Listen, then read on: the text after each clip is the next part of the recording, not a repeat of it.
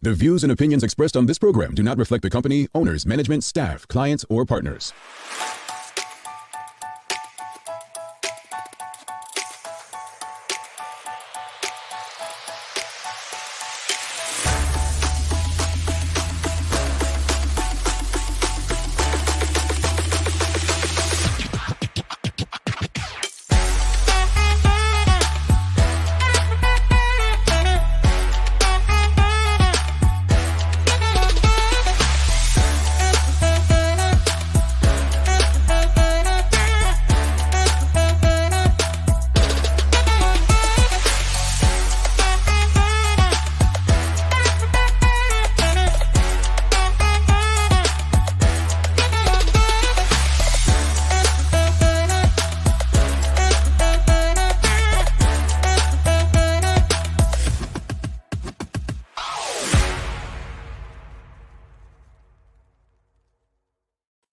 It's Thursday, the 14th day of December 2023. Welcome to Bermuda's Daily Talk Show. It's the Daily Hour brought to you by the BAC Group of Companies, Medical House, Lindos. I'm Jamel Hartman. He's Rajay Denbrook, and Maya Palacio will be with us in a bit to bring you the latest in her news break brought to you by People's Pharmacy. How are you, Raj? I'm pretty good today, Jamel. How are you? Sorry. Yeah, I was just going to say, let me bring myself down, I guess. We had to adjust together. Yeah, I'm good, man. You know, Raj, I attended one of 4 Christmas, or I guess politically correct term is holiday parties. One out of 4 holiday parties last night that I am attending over the next 5-6 days, right? Dang. And I think I'm all holiday partied out, man. Listen, yeah, no, that's one would be enough for me. Good luck to you. Yeah. You know, the networking and smiling. I apparently smile a lot, and I keep telling people all these rumors that's been spread about me being grumpy aren't true.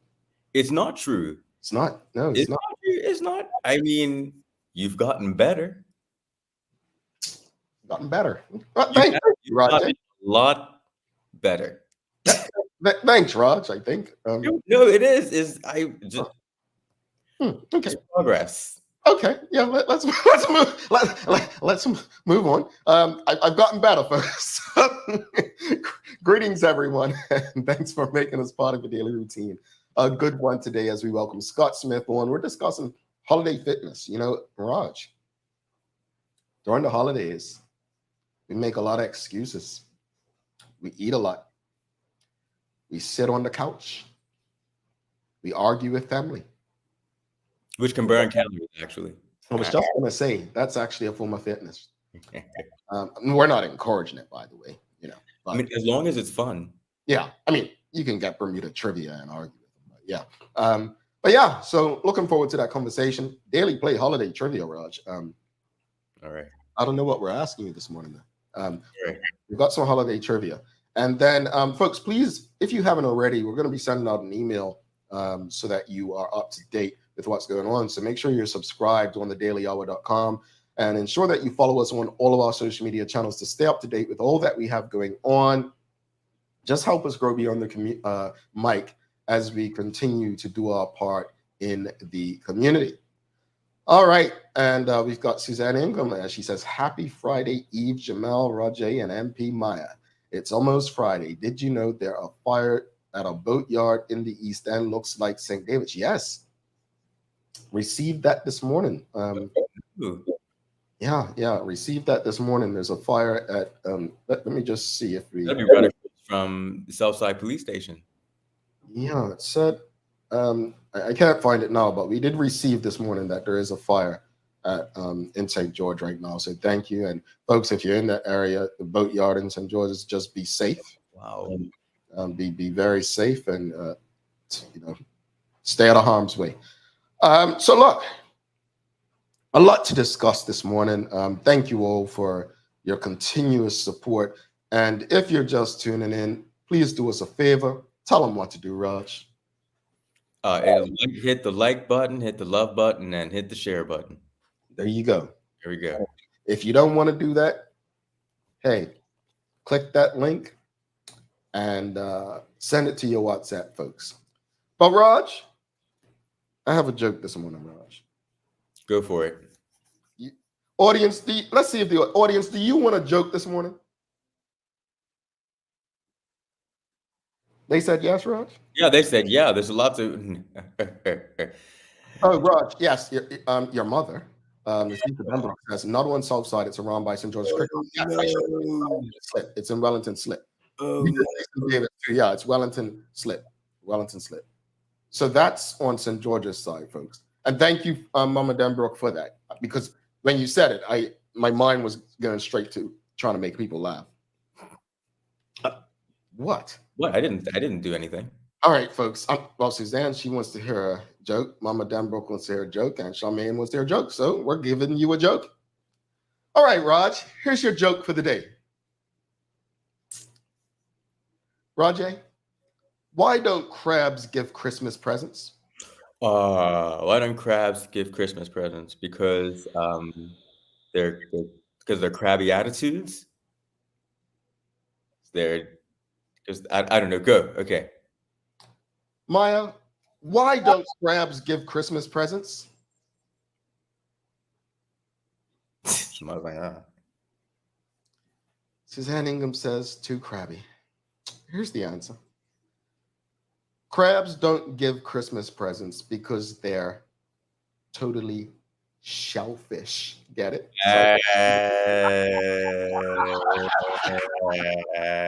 Woo! That one was hilarious. That one was hilarious, Raj. Boy. Wait. I have one. I heard it last night. Okay. You ready for it? Give it to us. Okay. What is a Christmas tree's favorite candy? Candy cane. Ornaments. We did that one the other day, right? Oh, we did. No, we didn't.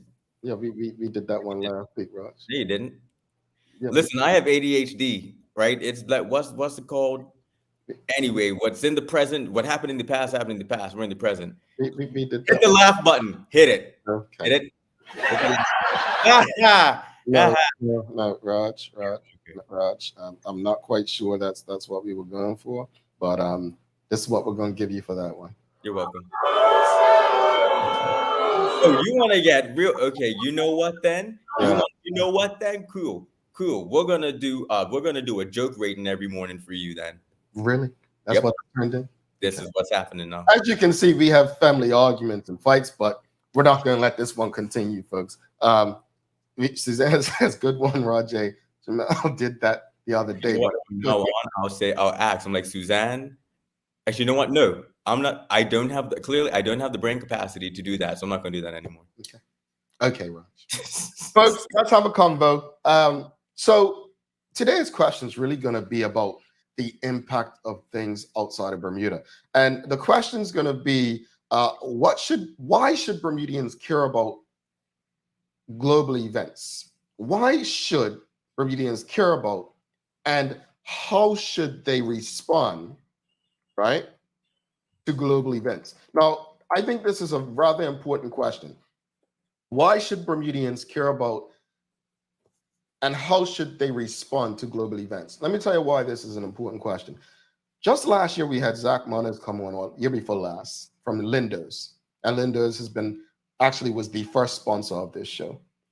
And we have a great relationship with them. And at the time, Roger, a lot of people were complaining about the price of groceries. And Zach came on this show and actually explained, what was that canal, the Suarez Canal or something like that, where the boats, and he explained how that has impacted the price of groceries. Something that happened, a place where probably 90% of Bermudians have never been or never heard of before that, right? He spoke about what happens elsewhere, like how the pallets that things come on, how the price of wood going up impacts grocery pricing. We automatically think gas, right? And so this right here is one of the most important questions, because for years we've heard this story or the saying,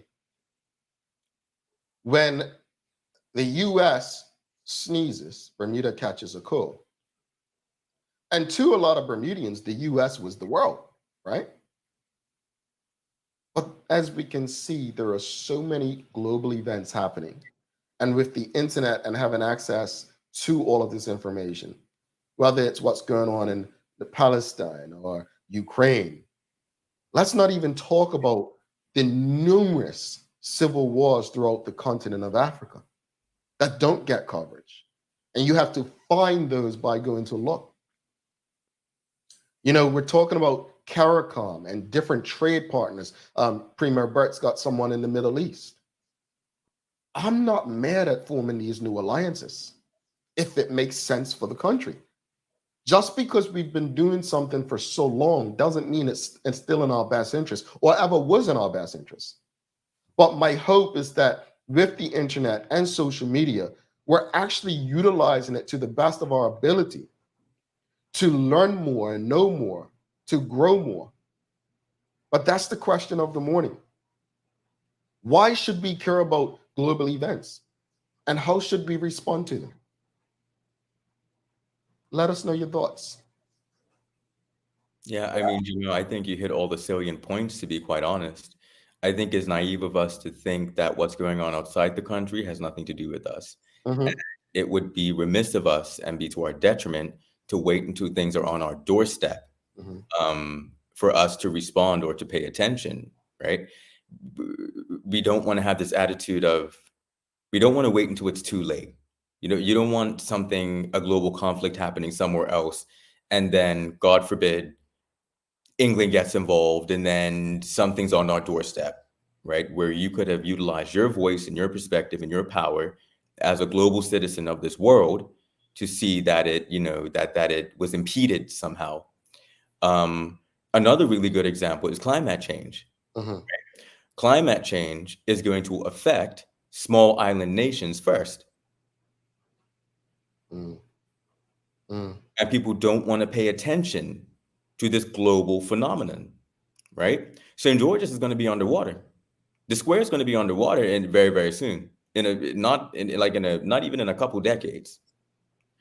And people want to behave as if Bermuda's social, economic, and political life isn't somehow connected to the global world. And we always talk about our financial sector, right? It's internationally relevant. We understand that. We are so intentional about our financial sector. This is why we're world leading, and it's amazing. But we need to be intentional about everything else, right? You know, you mentioned the numerous civil wars happening in Africa, Congo right now. Mhm. 200,000 people are displaced. Millions have died since '98. Millions of people. I think it's 6 million Mhm. have been killed. Innocent people. Mhm. And those dynamics, right? Those political and ideological dynamics could manifest anywhere. You never know. And if you're not paying attention, you're complicit. I'll go as far to say that you're complicit. And Mhm. and what did Dr. King say? Injustice anywhere is a threat to justice anywhere. Mhm. So if you look at Palestine, for example, since October the 7th, at least 18,608 people have been killed in Gaza, innocent people. Mhm. 7,729 of them have been children. More than 50,000 are missing. In the occupied West Bank, at least 286 people have been killed and 65 have been children. Over 3,000 are missing. This is since October the 7th. This is a humanitarian crisis. Mhm. And people think that has nothing to do with them. So Raj, I think the average Bermudian, right? And let's be an audience. Let's have an honest conversation with one another this morning, right? Because I'm not going against Raj, but I'm just gonna try to advocate on behalf of Bermudians that maybe don't care. So how do you get Bermudian who's struggling in Bermuda, right? Let's be very honest, folks. There are many Bermudians who are struggling to make ends meet. There are people who they're literally trying to figure out how they're going to eat or pay their rent. To them, they're thinking, should I care about something happen all the way across the world that I've never been to, I'm never going to visit. How does that impact me today and now? How do we get people to understand that? Again, question of the morning, folks, is really simple. Why should Bermudians who are facing their own internal challenges in Bermuda care about global events, and how should we respond to them? Well, Manuela John, she says, we have family and friends all over the world. We must be concerned. But Raj, to what I was asking is, there are people in Bermuda who have their own challenges. They're like, why should I care what's happening there? We have this. But I mean, and again, they're not even thinking that what they're facing is a result of what's happening all over the world, right? Yeah, what we're talking about is a shift in mindset and a shift in values, right? It's not just care about other people, right? It's understanding that we are a part of a global community. It's a complete shift in mindset, right? It's about empathy. It's about caring about other people. The modern world has conditioned us not to do that, and that has been done on purpose. The modern world is trying to condition us into a state of apathy, and we can't let that happen. So, and I even say that I shared yesterday, Jamel, look, I lost my job back in August. I've been working myself out ever since. I'm in a pretty good space right now. But it would be remiss of me just because I'm struggling here. Even though I was struggling here, of course I was paying attention. But I need to understand perhaps I'm not representative, right? I've already gone through this mindset shift of somebody else's struggle is also my struggle. So what if it was happening here? I mean, we're only 60,000 people. I mean, that's 18,000 people, at least 18,000 people have been murdered, and that's a third of our population. What if that was happening here and nobody was paying attention and we needed help? Yeah, you're right. I mean, I get it. I think, Raj, and audience, let us know. How can, Rajay mentioned mindset shift, right? How can we have that cultural mindset shift that's needed? You know, we don't have that mindset where people understand that it's a global community. You know, someone, I think Michael Daniels says it often, or said it yesterday, that a lot of the issues Bermudians are facing are not Bermudians alone. We're not unique. You know, I know people love that song, Bermuda is Another World. Is it? Really? Oh, no. I mean, you know, every country has its challenges, right? We love to visit certain places. It could be Ibiza, it could be New York City, it could be Turks and Caicos. The locals of all these places in these different jurisdictions will tell you they have their challenges. Because from the outside, if it's not war taking place, we think it's all gravy. There are people from the outside that may think the best of Bermuda. While Bermudians are struggling, and many believe we have the worst government administration we've ever had. Why should Bermudians care about global events, audience? And how should we respond to them? Like, that is the response to these global events to ignore them? Is it to say, you know what, that doesn't impact me? You know what impacts me? The cost of groceries, or 19 people being laid off, that impacts me. You don't think there's a correlation? And that's what needs to be properly explained and understood. The correlation between what's happening. Again, Zach Munners from Lindo's done an awesome job coming on this show, explaining how that Suez Canal, how that blockage impacted Bermuda and the prices of your groceries. We've got a comment from Kia Renee BDA. She says, from my experience, I made a decision to evolve myself and in turn be an example for others to evolve. To properly care for self is to care for others automatically, no matter where they are in the world. I love that. Yeah, I think that's a great point. And you know what? We all have this habit of two things. Sorry, we all have this habit of waiting until it's too late. The challenges of this world that we see everywhere else, if we think Bermuda is immune, we are being so naive. It's going to end up on our doorstep at some point. We can't be complacent about it. We can. And I think one of the privileges that young people have is obviously we have technology. So we're more connected to the world and we're more connected to each other. So I think we see it a bit more clearly. Previous generations have had these sort of, I guess, privilege, you can guess call it that, of being complacent. The issues of the world weren't bearing down on them in a necessarily existential way, the way that they are now. And then we have this, we have been infected by American culture. American perspective is like dominant here, and this sort of arrogance of everything is fine. We are not American. If something pops off in the world and America has to choose between Bermuda and America, what do you think America's going to do? And that's the truth.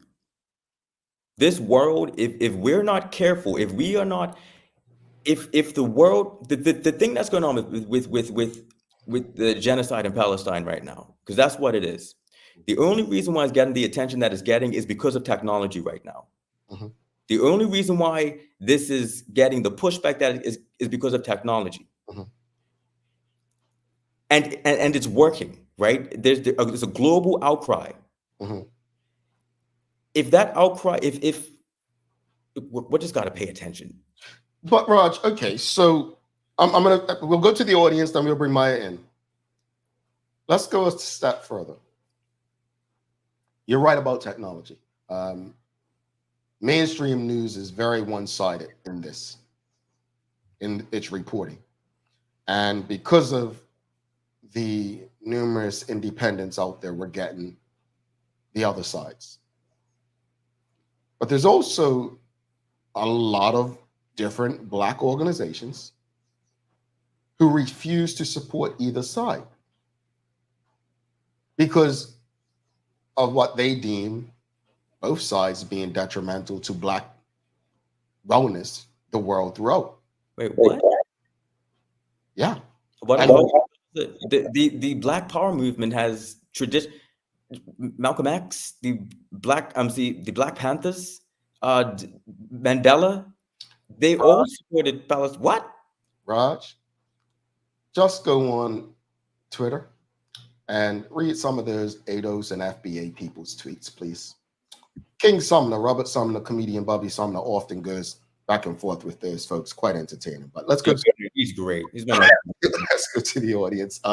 Manuela John says, unfortunately, as stated recently, some people do not know that Bermuda exists. If some of these situations happen here, would anybody know? I think they would, because of Bermuda's status as an international business jurisdiction, both in captive, in finance, and in reinsurance. So I think Bermuda's reputation, like the Cayman, if something were to happen, I think people would know in this day and age.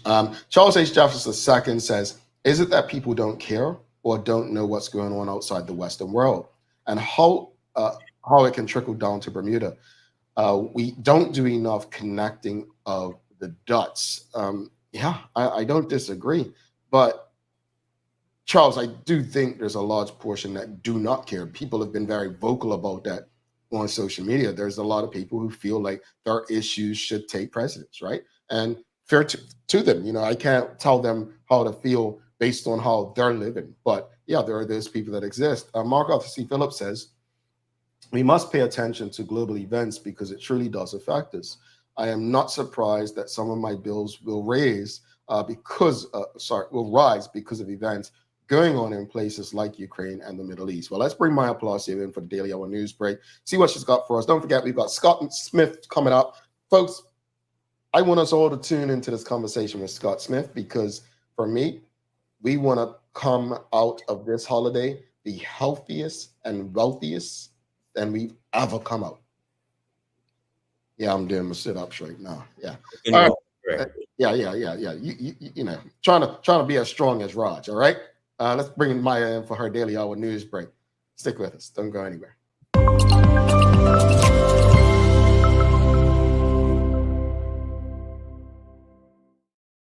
Good morning. Good morning. Hey, Pearls. Pearl. I know it's the first day. They're a little flat right now, but it's okay. They'll grow. Those are your curls flat? Yeah.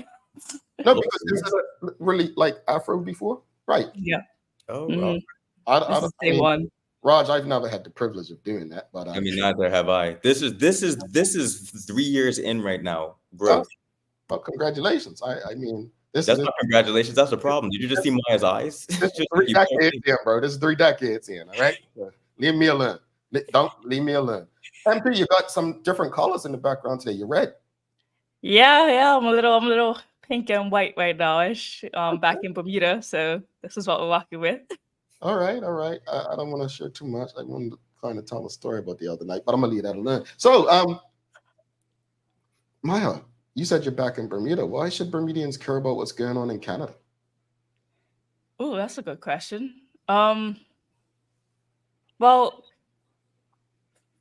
okay, from a journalistic perspective, I know that I was taught that most times when it comes to news, talk about what's really beside you, what's happening within your community, because that's what people care about the most, and that's what people are most affected by, things Mhm. that are happening near them, close to them.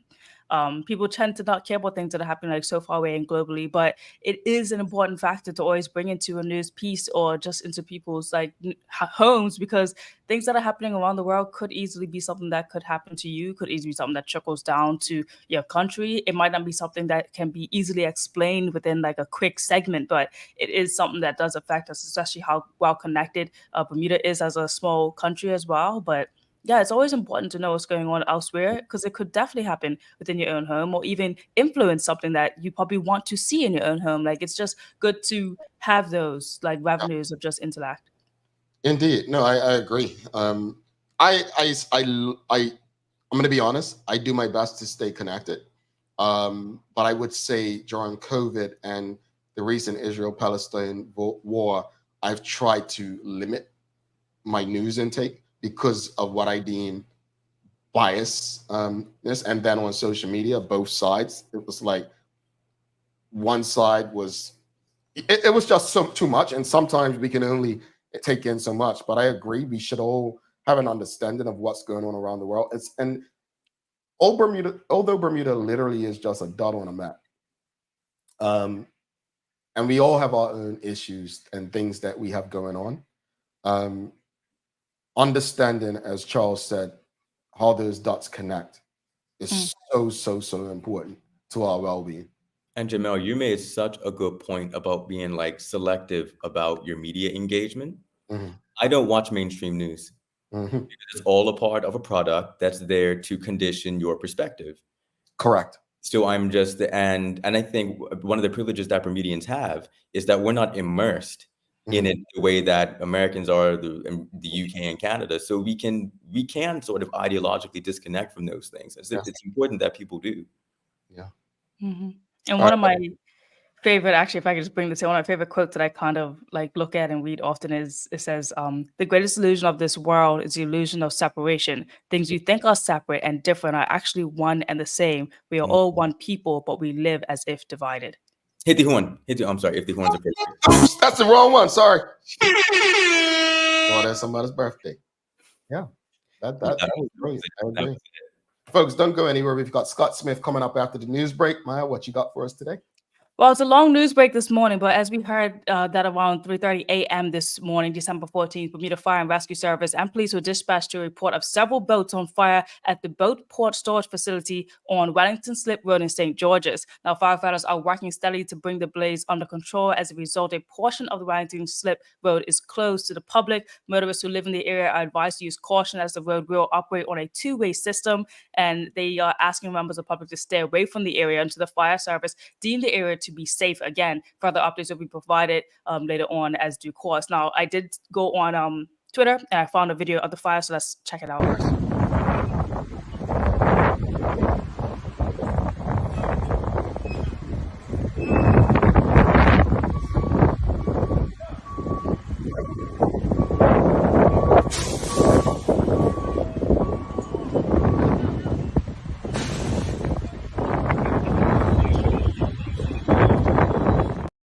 So yeah, it's quite large. I actually got another video that was tagged to me on Media Mile on my Mhm. Instagram, and that one's even larger. It looks like it's almost in two locations, and the fire was really ablaze. So that one I'll share on my story as well, as I just saw it when we were in this conversation. Yeah. Yikes, yikes, yikes. Wow. Okay. Well, I just hope everyone's safe. And yeah. Yeah. As more updates come, I'm sure we'll relay that in the morning with the news break. Now, on other news, the police identified the 53-year-old man who was murdered on December 11th in the Devonshire area as Steve Parks. So Mr. Parks, whose birthday is actually on Christmas Day, leaves behind 6 children. Now, a press conference was held yesterday to tell us that the police do not believe that Mr. Parks was targeted. They believe it was a wrong place, wrong time situation. They are particularly interested in residents in the area who may have heard or seen something around 7:50 p.m. in the area to make contact. In particular, they are interested in a white taxi and also a quote suspect vehicle. So let's listen into this video for a little bit more details. He made his way home, where he stayed for a short while, and as he was about to leave to get on his bike is when he met this unfortunate death, and he was shot.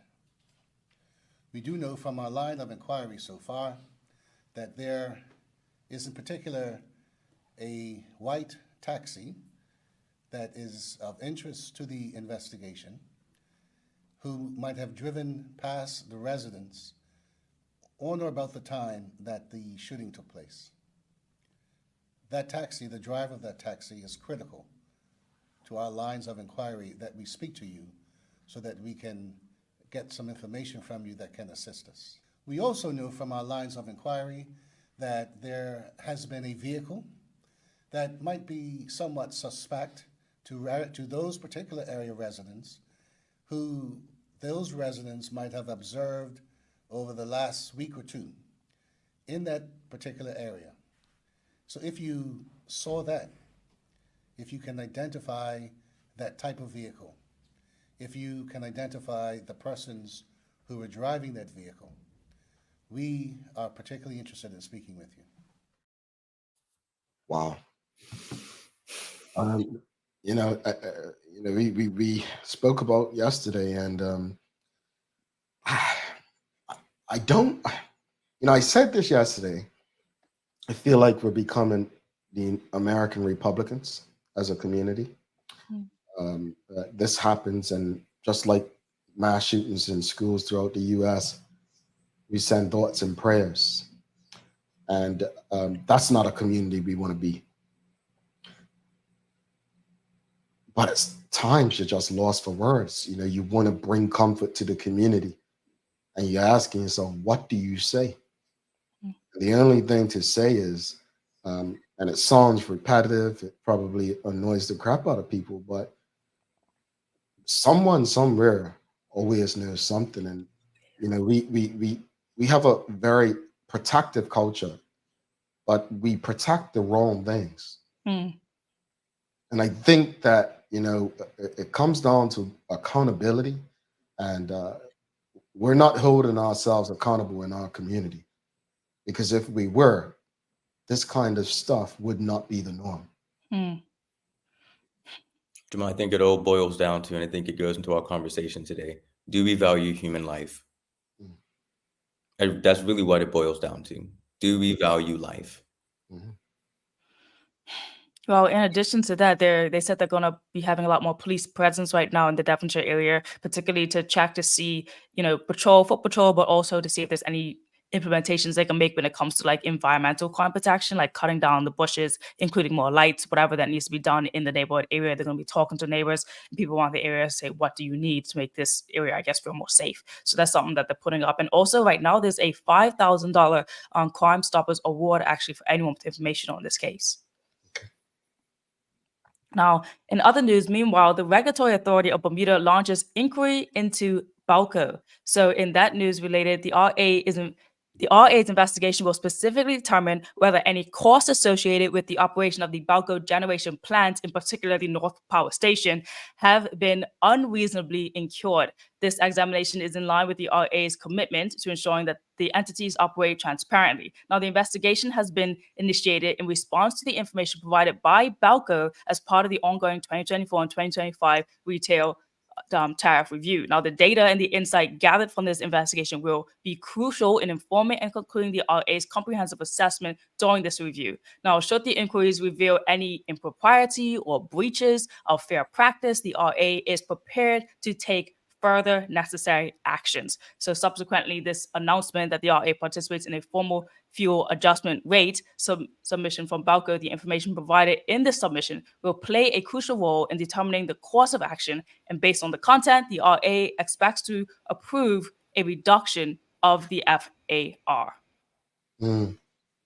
Looks like I might be getting some money back on my bill, but yeah, I'll leave it at that. Yeah, we'll definitely find out more. Now, in other news, this one may have come across your timeline actually, but it's a long piece for sure of an officers who were on mobile patrol and around the North Shore Road in the vicinity of the Esso station. On Coal Hill. Now, when they observed a motorcycle that was traveling in an easterly direction overtake a number of cars and almost collided with traffic in the opposite direction. Now, this happened shortly after 9:30 p.m. on Friday, December the 8th, and the police are seeking witnesses for this incident. So here's exactly how the incident went down. Police activated the emergency equipment signaling for the vehicle to stop. The motorcycle rider failed to stop for police and continued traveling along North Shore Road. Officers monitored the vehicle's movements from a distance and approached once it came to a stop after having turned onto the Summit View Drive. Officers observed a small child on the back of the motorcycle. They then engaged with the motorcycle rider, a male, at which point they observed signs of impairment. Demands were made for samples of breath from the rider, but he refused and was subsequently arrested for driving while impaired. A check on the motorcycle revealed it had previously been reported stolen. The male was further arrested for taking a vehicle without the owner's consent. A relative of the arrested man attended the scene where he became combative and was arrested for conduct likely to cause a breach of the peace. The child was left safely in the care of another relative. You know, we have an alcoholism problem in Bermuda. Let me be very clear, because this is not to be critical of anyone. Smoke weed. Drink your Hennessy or whatever it is you do. But while you're drinking that Hennessy or whatever you're doing, don't put other people in harm's way. That's the problem we have. We have this invincibility as if we can do things and we're going to be okay.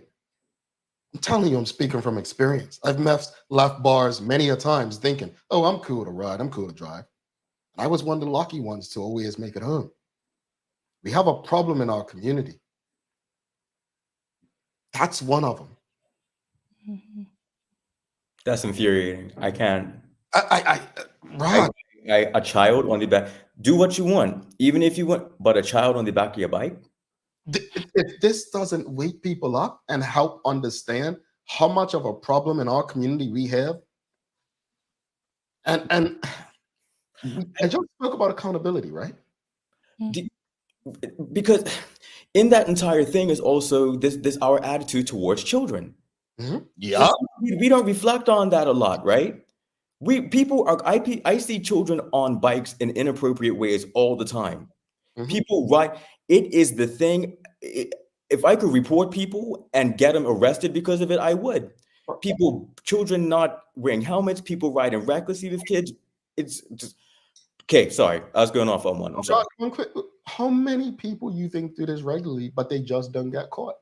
A ton, and it's indicative of our attitudes towards one, road safety, and two, children. I tell you what, 2024, this show, we'll be honing in on this stuff. This is not the community that we're going to be allowing. So some companies may not like us. Some people may not, because it's going to be more uncomfortable conversations. Maya, what else you got for us? Well, meanwhile, this one's especially for anyone who's a student, an athlete, traveling student, or someone who needs medical attention during this time. Well, today is the last day to actually apply for this. You may have heard me post about it yesterday, but basically the government is supporting any travel experiences for like athletes, students, or persons with medical reasons. And they have this support by their frequent flyer points program, which has actually been a program since 2017 when the PLP was elected. And it was in the platform. Basically what they have is any government any government travels that are being taken down, they always book them under one specific thing so that they can actually use these accumulated points for, different person's travels. So today is the last day for anyone to actually apply if they need this. And basically all you have to do is contact, premier.gov.bm with the following information on that list that you would need in order to possibly get a flight covered for any sort of thing that you would need. All righty. What else you got? Well, the Minister of Youth, Social Development and Seniors, Honorable Tanae Furbert, actually recognized the National Day of Persons with Disabilities earlier last week. And her statement actually mentioned a course of action that the government should take to make it more inclusive in the House for the public. So let's listen to the quick statement that she had and see if you agree with it. As a community, it is critical that we are more progressive in our awareness, that we are less judgmental and more accepting, and that we are fully respectful towards persons with disabilities.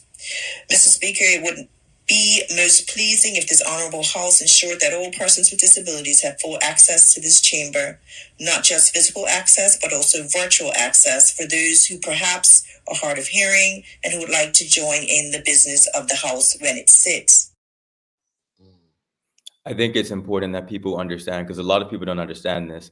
The House of Assembly is open to the public. So there is a public gallery and you can go up and sit in there. So what the minister was referring to is creating access for people with disabilities to be in the House. And then also virtual access. So and a lot of people actually don't understand that.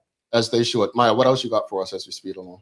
Well, we're speeding along, so let me just close up with saying this, that while despite Bermuda's recent cyber hack still being in investigation, the Minister of Health, the Honorable Kim Wilson, did present the National Digital Health Strategy 2023, a reminder that this is the sixth strategic principle of the Bermuda Health Strategy, which is to be completed in 2027, and it is harnessing healthcare technology. Well, the Minister Wilson said that the principles, quote, emphasize the importance of using technology to improve access to healthcare services, healthcare delivery, and the monitoring of health outcomes.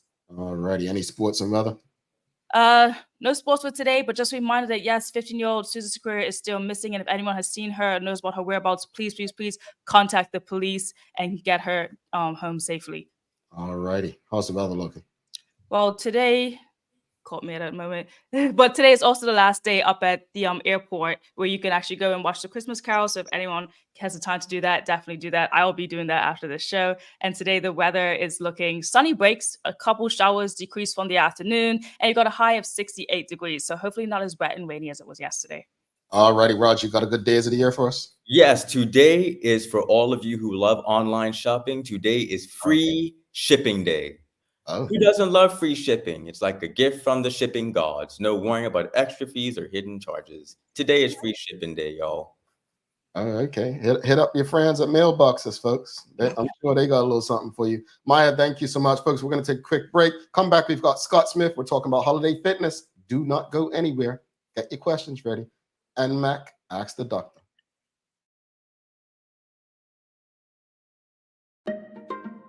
People's ACW, located at King Edward VII Memorial Hospital, carries over-the-counter medicines, toys, cards, and even toiletries.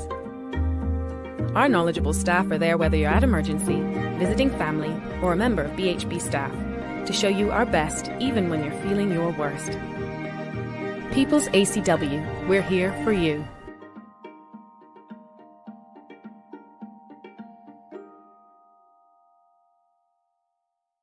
When it comes to footwear, we carry functional, comfortable, orthopedic and waterproof shoes.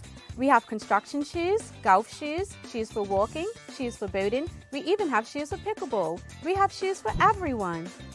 With brands by Skechers, Atrax, Propay, Easy Street, Nursemates, Clogs, Avenger, Cherokee, Cat, Frog Talk and DeWalt. The list goes on. See it all at our new expanded location on Bakery Lane. Welcome to the new bulk store, Lindo's.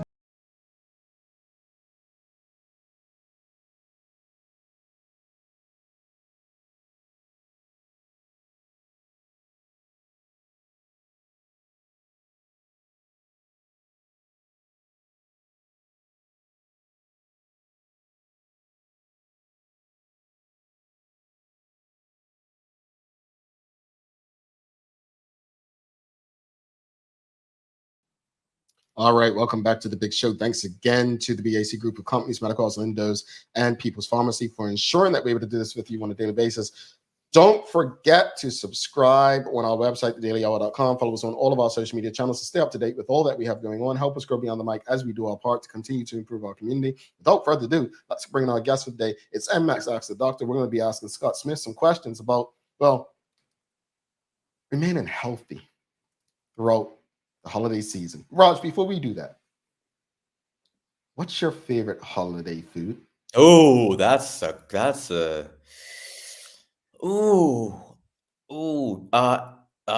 lamb. Okay. A All right. well-prepared roasted leg of lamb. Okay. I don't think I have one. I'm not big on ham, Turkish dry.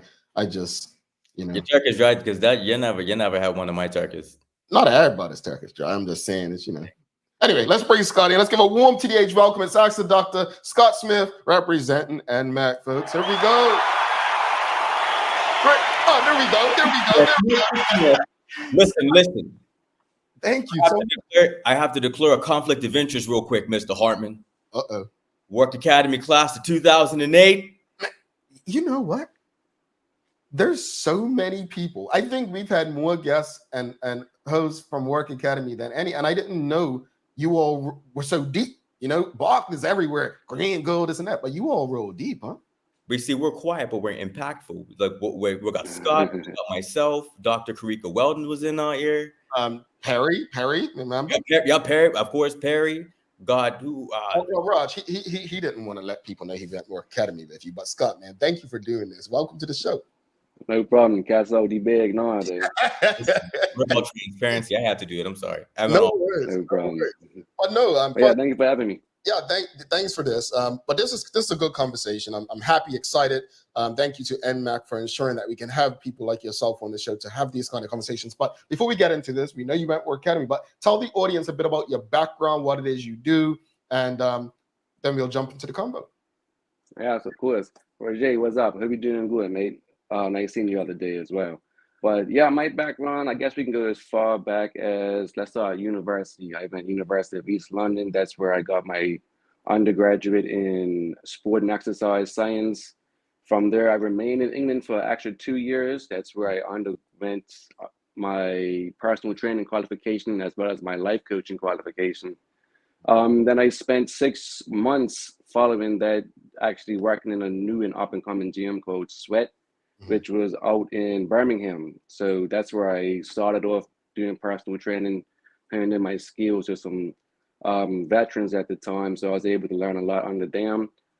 Since then, I moved back to the island in 2015. I have worked at multiple gyms. I've worked at athletic club when they were still open. I used to teach a couple classes at Alchemy. I was the head trainer at the National Sports Center for a few months. After that, I went and started my own business, Holistic Fitness, BDA, which has been running since about 2017.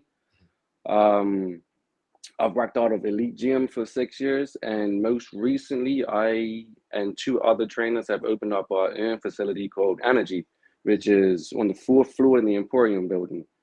So yeah, I've got 8 years of personal training under my belt, and it's been all good ever since. I mean, no one can question qualifications or background, my word. But I hope not. And that's good to know. And I usually ask that question in the beginning just so people understand who it is they're engaging with and the information that's given, why it's necessary to consider it and take it on. But let us, we mentioned fitness, we mentioned healthy. What from your expertise, what exactly is health and fitness? Well, health is just described as 3 aspects. It's your emotional well-being, your physical well-being, and oh my goodness, what's the third one? Your emotional, your physical. Let's stick with that right now because I just can't remember the third at the top of my head. Let's just call it a bit of stage fright. So overall, it's just how well your body is functioning completely. Fitness to me is just a personal feeling, really, because we have different levels of fitness that we can feel subjectively that the next person will have a different feeling. So I know Rajay is very fit, does a lot of body weight exercises. Probably could do 100 push-ups in a minute. Me, maybe not so much. I probably can't do 100 push-ups in a minute, but maybe I can run a little bit further than Rajay. You know, we all have our strengths and we have our weaknesses, but fitness is just how we feel at the time. Because whatever we do, that's what our body reacts to. I believe the saying is, we are what we repeatedly do. So if you're always doing yoga, you're very flexible, very mobile, then that might be what you consider to be in good fitness. You might not be able to squat 300 pounds, but you do what you do and you do what works best for your body. Indeed. And the audience, if you have any questions or comments for Scott, please send them through. We'll get through as many comments and questions as possible. But we all know, I'm going to be honest with you, I'm not going to be blaming, the holidays for my weight gain or being out of shape. I'm blaming my protein shakes. I've been this way since college. But anyway, Raj, what you got for us? Oh, but before I get to my next question, Scott, how do you know? Because how do you know I have that, like my body weight? How do you have that sense of like my body composition and my strength? Because I've never trained with you or anything. Like, how do you know that? Like you said earlier, you move silently, but your impact is great. All right. Okay, then. Okay. All right, here for you. I see you, Rajay. I know what you can do. I know you got your six-pack. I went to go see Serafina. Okay. You know, I don't know if anyone else went to go see Serafina Accident Play. Yeah. Part of the Troika Productions. Yeah, Rajay was running around with Shadow, and I made sure that I zipped my jacket up at the end of the night, so no one was trying to compare me. Yeah. Shut up. But understood. All right. So why should we be thinking about fitness over the holiday season, Scott? The way I see it really is becoming fit is like becoming a millionaire. It's something that you have to repeatedly work on. If you stop going to work, you stop making money. So there's no way that you're going to become a millionaire if you just stop for a time being. It's always better to keep doing a little bit rather than to do nothing. So I know over those 2 weeks of Christmas, Boxing Day, New Year's, like you guys said in the beginning, there's going to be a lot of food consumption, a lot of sitting on your couch, a lot of arguing with family. But it doesn't mean that everything just has to go completely down the drain. Why gain tampons that you worked so hard for the past 2 months to lose, or why gain tampons that you know you're going to have to work hard to lose in the next up and coming months? So it's always better just to keep with some sort of routine. Sure, you can relax a little bit. Sure, you can have an actual, beer or glass of wine at dinner with family or friends, whatever it might be. But just keep everything really in perspective. Keep the bigger picture in mind. It's always a greater thing than just 2 weeks of just saying, So we're keeping that bigger picture in mind. What would be a millionaire? What would be your top 3 nutritional tips for the holiday season? Drink a lot of water. Because if you're going to be drinking a lot of alcohol, make sure you're drinking twice as much water. It's going to help you if there's hangovers as well. You don't need the second piece of cassava pie or Korean pie. You don't need the second plate. One plate is good. Enjoy it. You got more leftovers. We all know that food tastes better the next day once you heat it up, and the seasons are sunk in. So you don't have to eat the entire Christmas meal on Christmas Day. Let it, 2-3 days, stretch it out. And really the third thing would be, don't shy away from your vegetables and your fruits. Still, there's no reason just because it's Christmas not to eat any bananas and oranges and grapes and strawberries and blueberries. Just still eat them. They're good for you. Just as much vegetables as you have roast potatoes and turkey and ham on your plate. Throw the vegetables in. It's not going to hurt you. It's not that bad. If need be, smell the turkey, eat the string beans. It'll be all right. You know what he said that's interesting. I'll never forget. This was probably like 12 years ago. I was in graduate school, and Lamont Marshall came to run a 5K, I think, up there. And we went to this buffet, very popular buffet. And you know how at a buffet, we all feel like we're gotta eat as much as possible because it's buffet. And this guy literally still was eating, like he had a salad, then he had his main course, and that was that. Like he wasn't going back and forth. And you just hit me when you said, you don't need that second plate. I think when it comes to like barbecues and like cookouts and Christmas and stuff, we literally, it's almost cultural mindset that, look, I'm going back for seconds. And you just said, no, you could still have more, but the next day. We overeat for some reason for occasions. It's why is that? I don't think we overeat for occasions. I think that that's embedded into the Western capitalistic experience. Like it's consume, consume, consume. It's and we have that in everything, including food. And Scott, he said those three things, and those three things are like the cornerstone of my nutrition. I hydrate like a crazy person. And as a singer, I have to hydrate. And because if you're using your voice and you're not hydrated, that dries out and it can mess you up. Portion control was when I figured that out. I'm like, wait a second, Rajay, you didn't have to eat all of this food.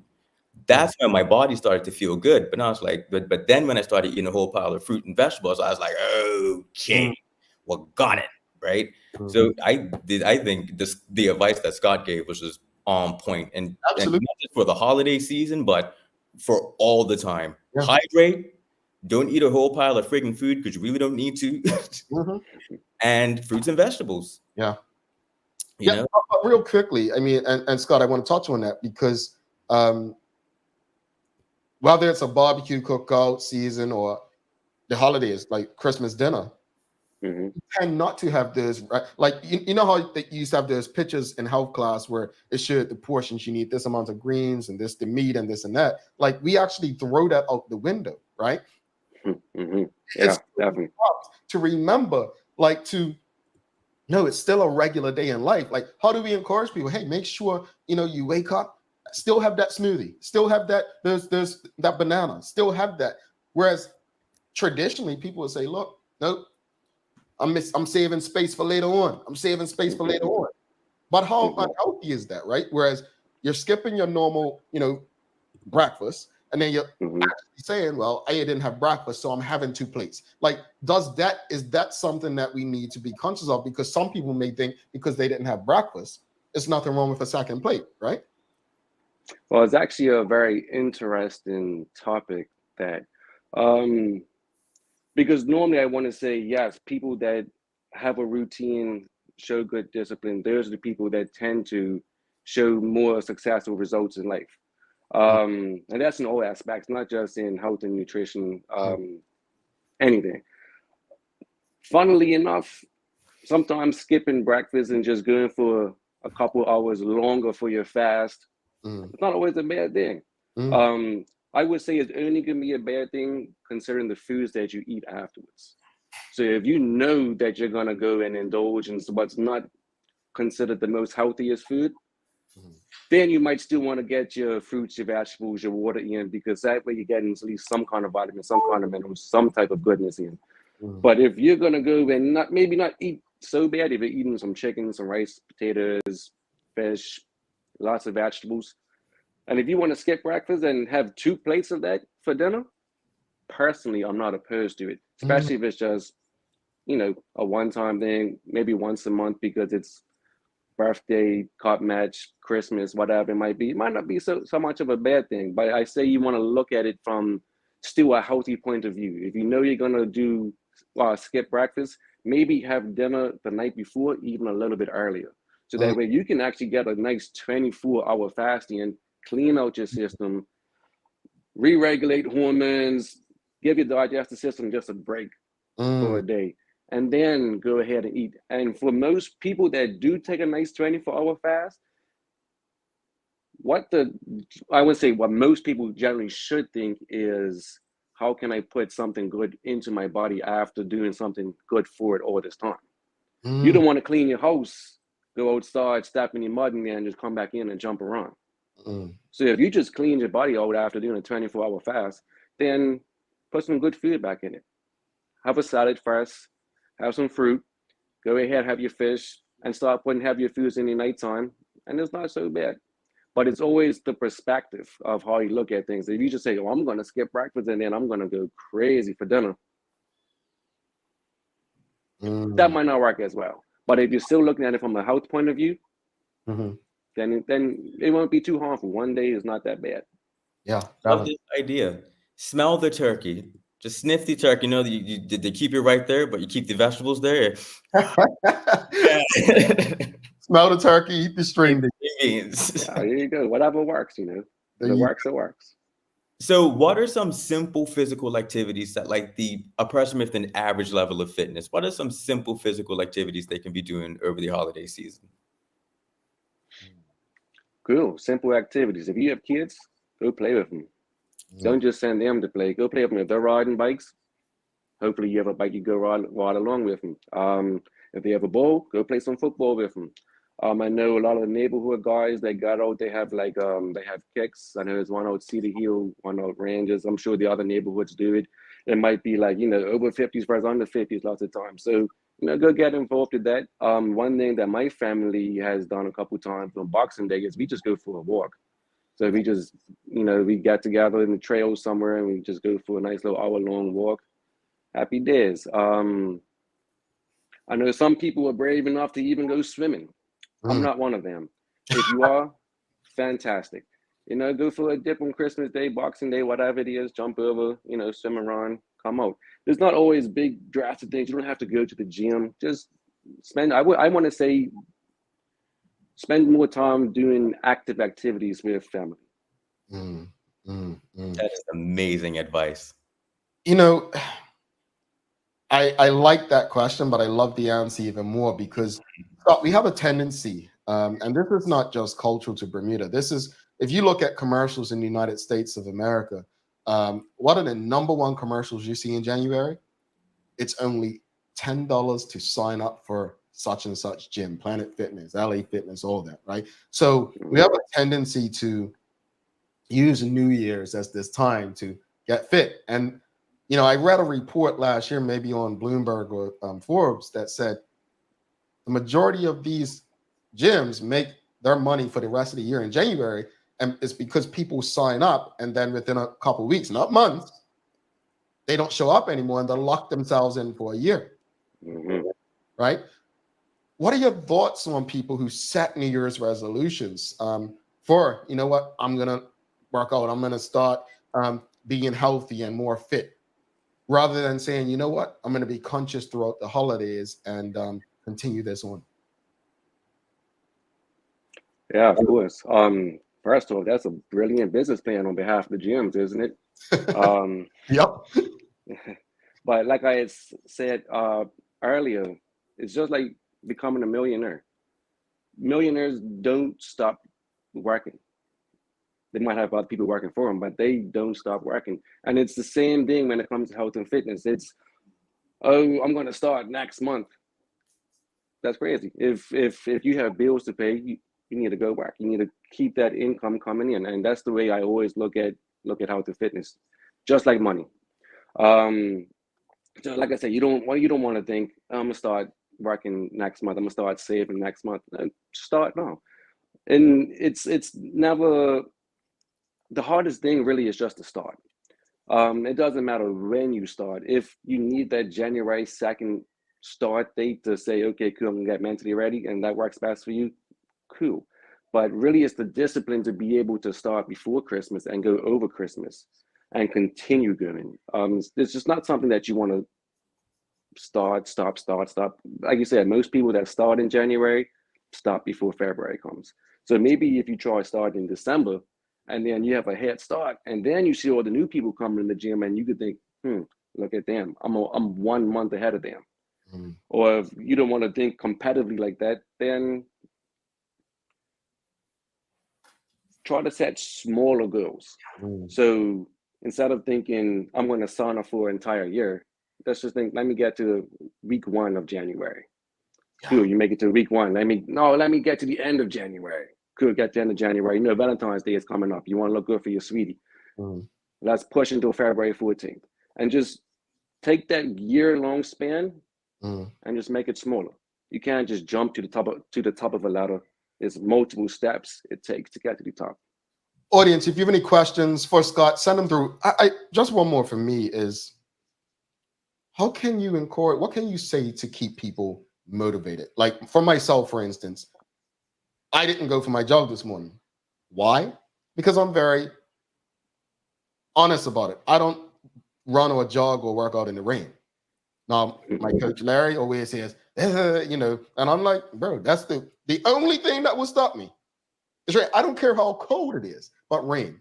But I say that because I'm not perfect, right? Like that's something that will stop me. How do we keep people motivated, Scott? How do we keep people like, you know, that second week of January comes and they're tired? Like, are there some small things that people could just do while on the couch, like just lift weights while they're watching TV? What can you advise, or you know, what tip could you give someone who just is unmotivated to keep going?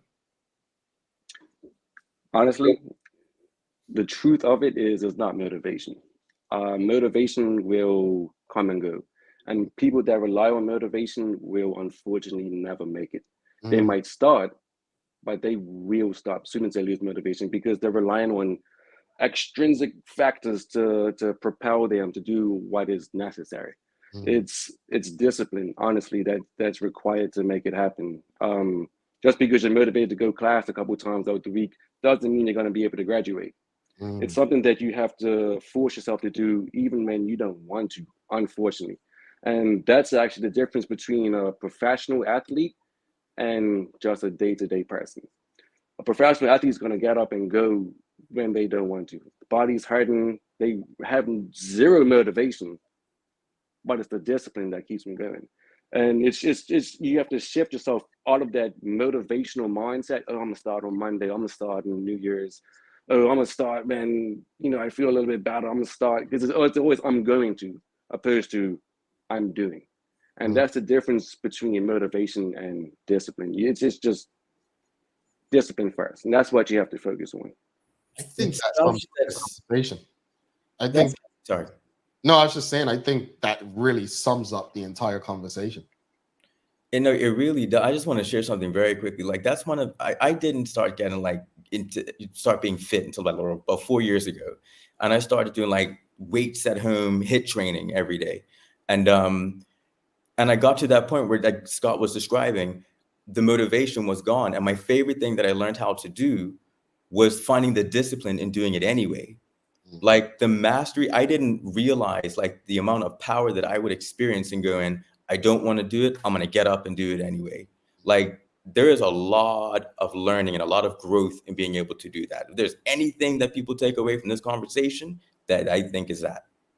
Yeah, indeed. Real quickly, I lied. I said I have one more, but one more quick one.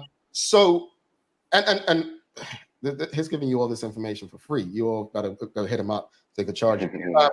Real quickly, I think there's still confusion in some respects as to heavyweights versus small weights, short versus long. Meaning, I know people who do a lot of heavy weights. They're big. That maybe they're good. I was watching. What's that controversial guy? He's like a chauvinist guy. I can't. Is it Tate? Somebody Tate, right? He must have been a fighter or something. Andrew Tate? Yeah, I think that's him. And he had like these little 5 pound or 10 pound weights, and he was just going like this here for like ever. And I'm just like, this big fit man. And it reminded me of when I watched some videos, some of the most fit people, they had these small little weights. And they were doing this for like so long, versus some people, a lot of people I know who will do so short and just do heavy weights. What's the difference in those kind of trainings? Like, just explain that to the audience.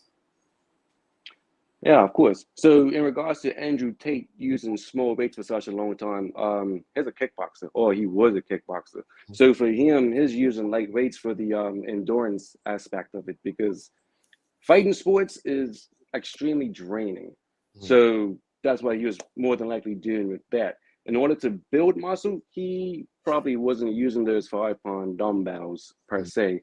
However, research finds that a rep range of 5 to 30 reps is perfect for being able to build muscle. It's all about the intensity that you're going at. So for example, if you're lifting extremely heavy weights, you're trying to get strong, you're trying to build muscle as well. Doing 5 sets of 5 reps is a great way to get stronger and to build muscle. However, if your goal is to be a fighter, or you do more endurance sports, then you might not necessarily want to be doing 5 sets of 5. You might want to be looking at more 3 sets of 20.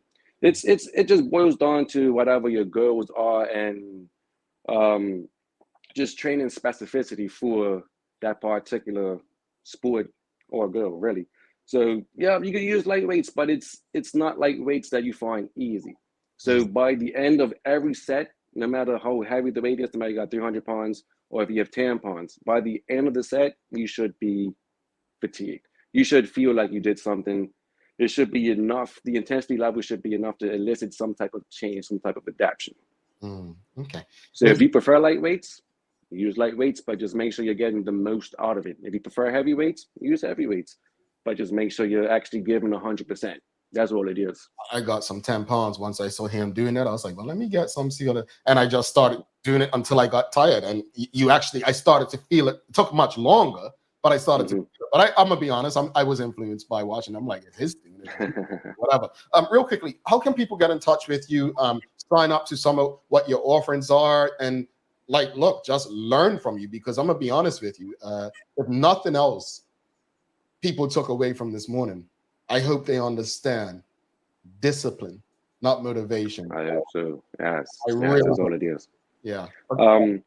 Yeah, the easiest way to get in contact with me is through my Instagram handle. It is Scott, the letter R, the letter C, _ Holistic Fitness BDA. I know that's a lot, but if you just type in Scott RC, I should pop up.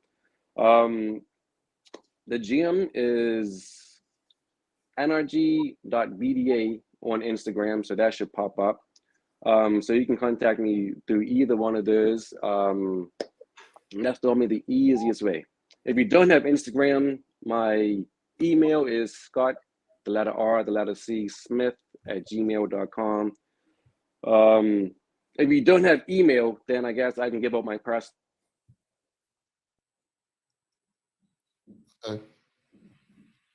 I don't think they wanted him to give his number to you all. Dang.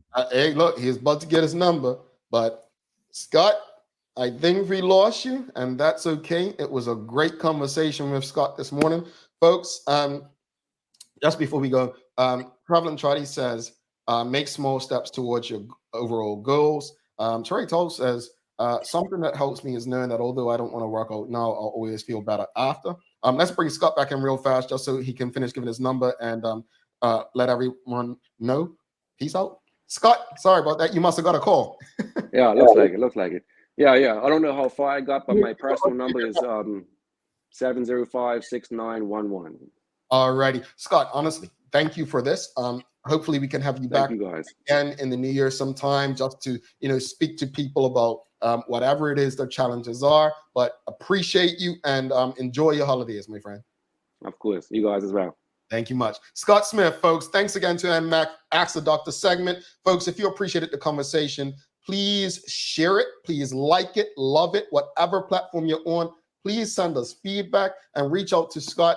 Hopefully he's made a difference. Again, as Suzanne Ingham says, discipline, not motivation. We're going to take a quick break. We'll be back after this. We'll wrap it up and give the daily plate. But while we're doing that, make sure you subscribe to our website, follow us on all of our social media channels, and like, love, and share this post. Ordering from ER Fisheries has just gotten simpler. With just a few clicks of a button, you can place an order for next day delivery or same day pickup. Our ever-expanding list of offerings now include grocery pantry items, specialty meats, and bread and dairy items. We know things have been hard, and we're here to make planning for your next meal or party easy. Whether you're a vegetarian or a meat eater, we have what you're looking for. And best of all, it can be delivered to your door in 24 hours or less. Go to www.erfisheries.bm and check out our wide range of seafood, beef, lamb, pork, poultry, fruits, vegetables, and plant-based products, all available at reasonable prices. That's www.erfisheries.bm. In over 30 years, Mailboxes has brought in millions of packages. That's a lot of packages. We started way back in 1990. Ship a boombox. Well, okay, sure, we can do that. Check you later. And ever since, we've evolved with our clients' needs. You want to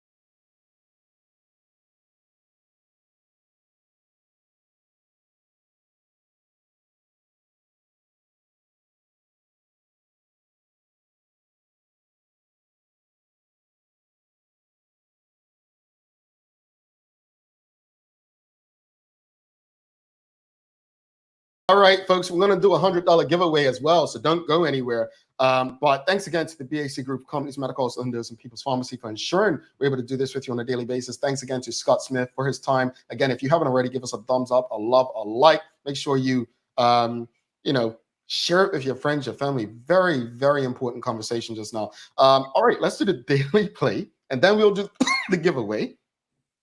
We'll do the giveaway after that. So it's going to be a hashtag giveaway. And we'll wrap it up as well. So, Raj, here's your question for the day. Here's the daily play, folks. Time for the daily play, brought to you by Bermuda Trivia. New editions now available. You've got Volume 1, Volume 2, Visitor Edition, and we have the Holiday Edition in stores right now. So follow Bermuda Trivia on Facebook, Instagram, Twitter, and TikTok to find out why it's Bermuda's favorite trivia game. Raj, are you ready? Indeed. Actually, no, but let's go. All right, here we go.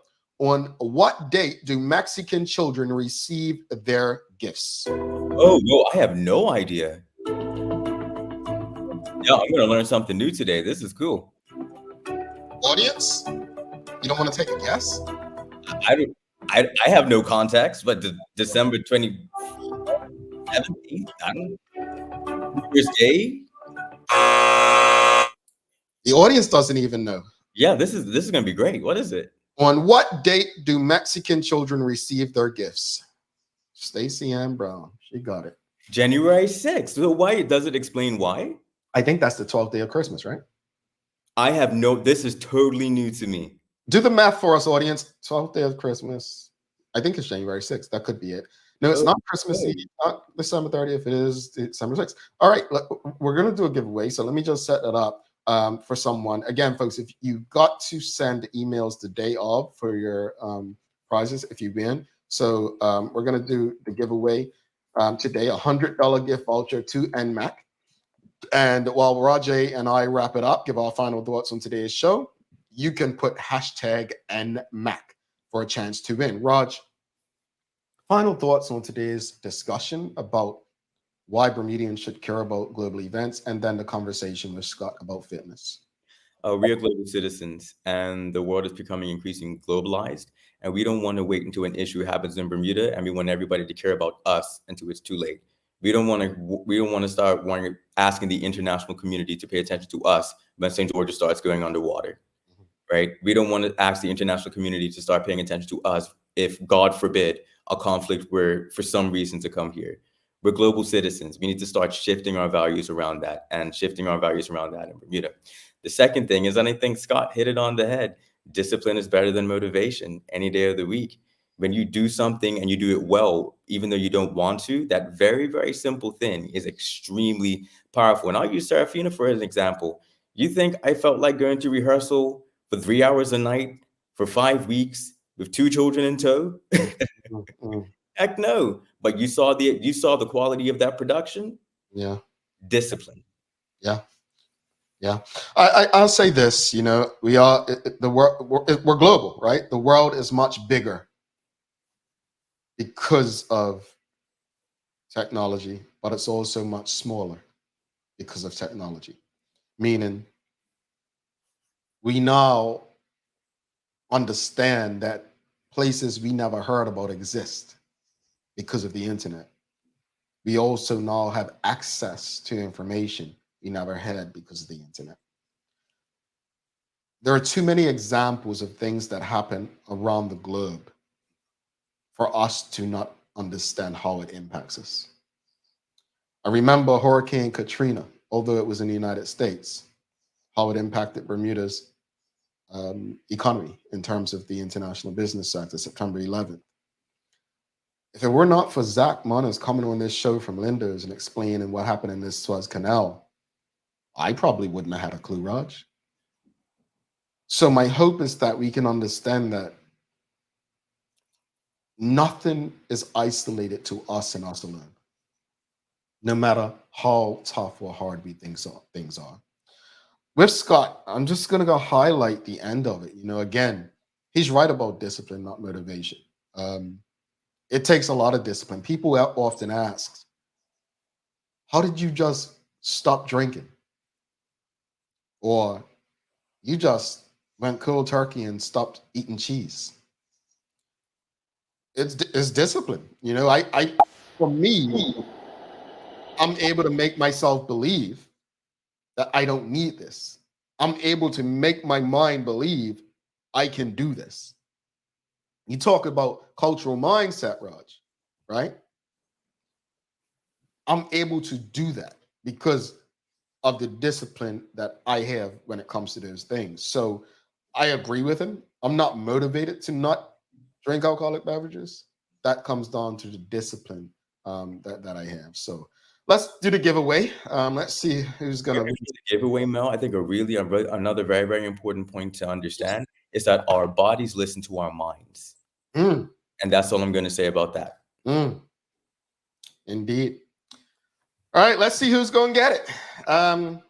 Let's see. Let's do the giveaway, Raj. $100 gift voucher to NMAC. Here we go. Good luck, everyone.